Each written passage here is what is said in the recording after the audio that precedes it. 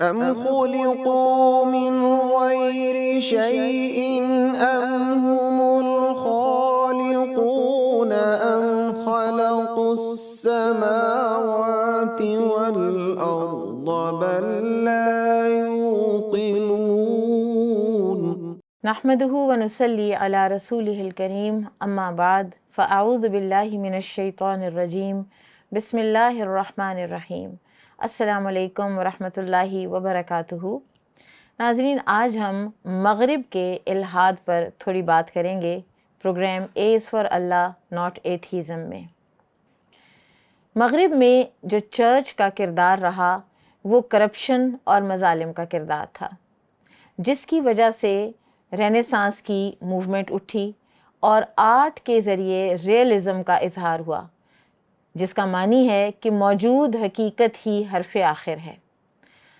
اصلاح مذہب کے نام پر انکار مذہب کی تحریک شروع ہوئی، سائنس کو حتمی اتھارٹی تسلیم کر لیا گیا، اور انلائٹنمنٹ کی موومنٹ، جس کو ہم تحریک تنویر بھی کہتے ہیں، اس میں بے خدا، بے روح، عقل پر مبنی آزاد خیالی کا آغاز ہوا، یہاں تک کہ سائیکالوجی جیسے ایک سبجیکٹ جس کو ہمیشہ سے سائنس آف سول کہا جاتا تھا، اس میں سے بھی سول اور روح کا لفظ نکال کر مینٹل پروسیس کے الفاظ ڈال دیے گئے کہ تاکہ روح کا کہیں بھی عمل دخل باقی نہ رہے، روحانیت اور خدا کو عملاً بے دخل کر دیا گیا۔ اور یہی جڑ بنیاد بنی اس نیو ایتھیزم کی جس کو کہ آج ہم اور ہماری نئی نسل انکاؤنٹر کر رہے ہیں۔ نیو ایتھیزم کے جو نمایاں نعرے ہیں وہ دو ہیں، ایک تو یہ کہ خدا کے وجود کا عقیدہ سائنس کے دور میں غیر عقلی ہے، اور دوسرے یہ کہ مذہب خطرناک، زہرناک اور شیطانی چیز ہے۔ ان کا کہنا ہے کہ intelligence comes from the west, یعنی مغرب جو کہے گا وہ ٹھیک کہے گا۔ یہ غلامانہ ذہنیت کی ایک انتہا ہے۔ پھر وہ یہ بھی کہتے ہیں کہ بینگ اسکیپٹک از بینگ انٹیلیجنٹ۔ آپ جتنا کسی چیز کے بارے میں شکوک و شبہات کا شکار رہتے ہیں اتنے ہی آپ ذہین ہیں، جبکہ اللہ سبحانہ وتعالی ہمیں توحید اور آخرت اور رسالت اور ملائکہ اور کتابوں کے بارے میں اور روز آخرت کے بارے میں اللہ سبحانہ وتعالی ہمیں یقین کی کیفیت میں دیکھنا چاہتے ہیں۔ اور پھر ایک اور ان کا یہ سلوگن کہ وی کین کوسچن گاڈ، ہم اللہ کو سوال کر سکتے ہیں کہ تو نے یہ کیوں کیا یا تو نے یہ کیوں نہ کیا۔ جدید الحاد کے کچھ نظریات اور اعتراضات مختصراً اس طرح سے ہیں۔ نمبر 1، کوئی خالق نہیں ہے، ہم خود سے ہی وجود میں آ گئے ہیں، ہم ایوولوشن کے نتیجے میں وجود میں آ گئے ہیں۔ پھر یہ کہ ہم جو دیکھ سکتے ہیں صرف اسی پر یقین رکھتے ہیں۔ پھر ان کا ایک اور سوال ہے کہ اگر خدا مہربان ہے تو دنیا میں مصیبتیں کیوں آتی ہیں؟ پھر ان کا یہ کہنا ہے کہ ہمیں دین کی ضرورت نہیں ہے، فزکس کے اصول سب چیزوں کی وضاحت کر دیتے ہیں۔ اور پھر وہ یہ کہتے ہیں کہ ہمیں مذہب کے دیے ہوئے کسی ضابطۂ اخلاق کی ضرورت نہیں ہے، ہم اپنا ضابطۂ اخلاق خود متعین کر لیں گے۔ سو بیسکلی جو ایک ایتھیزم سٹارٹ ہوا انلائٹنمنٹ کی تحریک کے نتیجے میں، اور اس کے ساتھ ساتھ اس ایتھیزم میں ایک گاڈلیس سوسائٹی تو تھی لیکن اینٹی ریلیجن اتنا اگریسو سینٹیمنٹ نہیں تھا۔ نیو ایتھیزم کی ایک جو سب سے خاص بات ہے وہ یہ ہے کہ اس کو مذہب سے نفرت ہے، اور مذہب بھی کون سا؟ اسلام، کیونکہ باقی مذاہب نے تو کچھ ان کے ساتھ صلح بھی کر لی اور ان کے اندر اتنی جان نہیں، ان کی کتابوں میں تحریف ہو چکی ہے، ان کے انبیاء کرام کی تعلیمات موجود نہیں ہیں پوری جیسے کہ وہ دے کر گئے تھے، اور سوائے اسلام کے کوئی چیز ان کو ایسی نہیں نظر آتی کہ جو دلائل کے ساتھ ان کی ایک ایک بات کو ریفیوٹ کرنے کے لیے کھڑا ہے۔ تو لہٰذا سب سے زیادہ بڑی جو دشمنی نیو ایتھیزم کی اس وقت ہے وہ اسلام کے ساتھ ہے۔ جدید الحاد کی، نیو ایتھیزم کی کچھ مختلف ارتقائی شکلوں پر بھی نظر ڈال لیتے ہیں۔ سیکولرزم، ایک ایسا طرز زندگی جس میں ریاستی ادارے اور مذہب بالکل الگ الگ ہوتے ہیں، جس کے بارے میں علامہ اقبال نے کہا تھا جدا ہو دین سیاست سے تو رہ جاتی ہے changezi.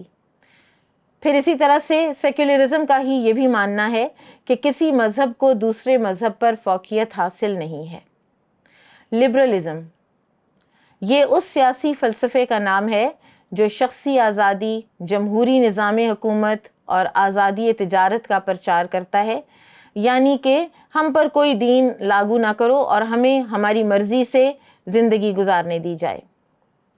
Individualism me, my self and I, بس میں اپنی زندگی گزاروں گا، مجھے اس کے علاوہ کسی اور سے کچھ لینا دینا نہیں، کوئی سروکار نہیں، چاہے وہ میرے پیرنٹس ہوں، چاہے وہ میرے بہن بھائی ہی کیوں نہ ہوں۔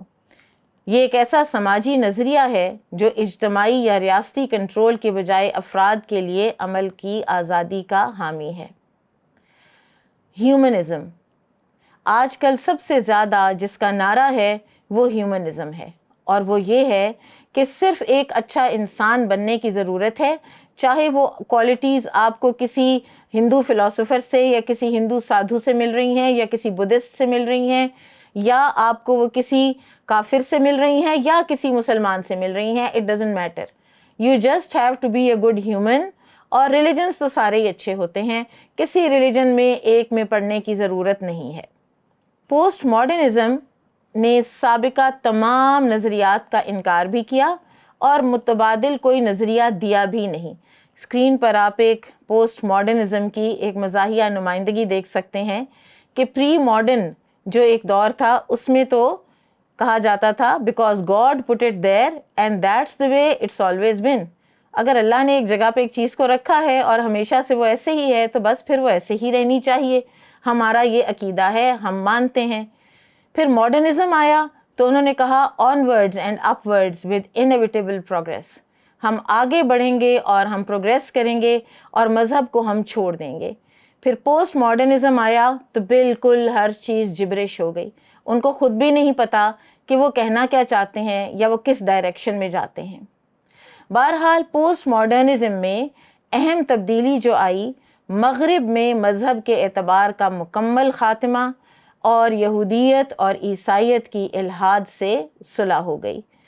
ایک جو احتجاج تھا ایتھیزم کے حوالے سے وہ بہت مدھم اور کمزور سا پڑ گیا۔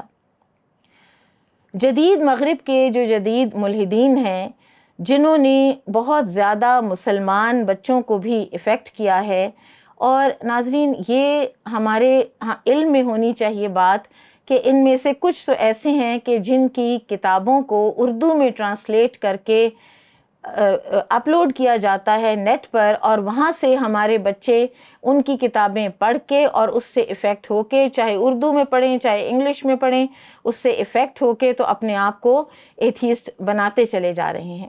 ان میں کرسٹوفر ہچنز ہے جس کی ایک کتاب اس نے لکھی گاڈ از ناٹ گریٹ، اللہ اکبر کے مقابلے میں اس نے یہ کتاب لکھی۔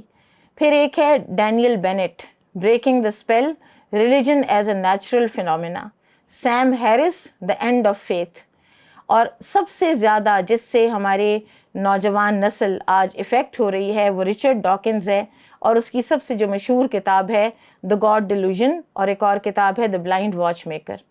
اور یہ ان کی کتابوں کو پڑھ کر کوئی اپنی طرف سے نیا نظریہ ہمارے بچے نہیں لے کر آتے، وہی سوالات جو انہوں نے ذہنوں میں اٹھا دیے، سیم ہیرس نے اپنی کتاب میں آؤٹ آف کانٹیکسٹ احادیث کو کوٹ کر کے اور اسلام کو اس نے ڈیمونائز کیا ہے۔ اور ہمیں ان باتوں کا پتہ ہوگا تو ہم ان باتوں کا جواب دینے کے قابل ہوں گے۔ تو ناظرین یہ ہے نیو ایتھیزم کی مختصر سی ایک داستان۔ تو انشاءاللہ اگلے پروگرام میں ایک اور ٹینجنٹ کے ساتھ حاضر ہوں گے۔ اس وقت تک کے لیے اجازت دیجیے۔ السلام علیکم ورحمۃ اللہ وبرکاتہ۔ أم خلقوا من غير شيء أم هم الخالقون أم خلقوا السماوات والأرض بل